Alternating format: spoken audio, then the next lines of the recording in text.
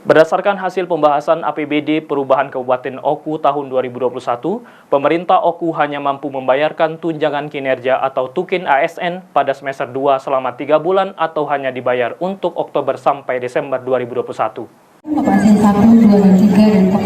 Di tahun 2021 ini, ASN di lingkungan Kabupaten Ogan Komering Ulu tidak menerima tukin secara penuh selama 12 bulan.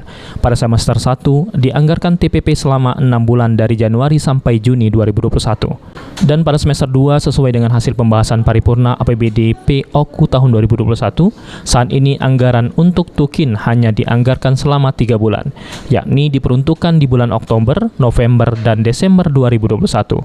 Kepala BPKAD Oku, Hanafi, menjelaskan, untuk tukin bulan Juli, Agustus, dan September tidak dianggarkan pada APBD P 2021.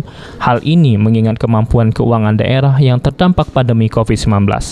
Jadi kemarin ada APBDP ditambah untuk semester 2 3 bulan. Nanti akan dibayarkan di bulan Oktober, November, Desember.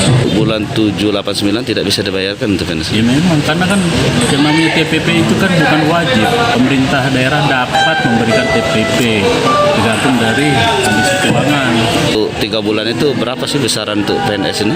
Kalau total seluruhnya itu totalnya 30 miliar. Hanafi mengakui penyebab dari hal tersebut karena kondisi pandemi COVID-19, sehingga mengakibatkan kemampuan serapan dari pusat daerah juga terganggu. Untuk efektif tukin bagi PNS Oku ini akan direalisasikan pada bulan November 2021. Ari Pranika, PAL TV.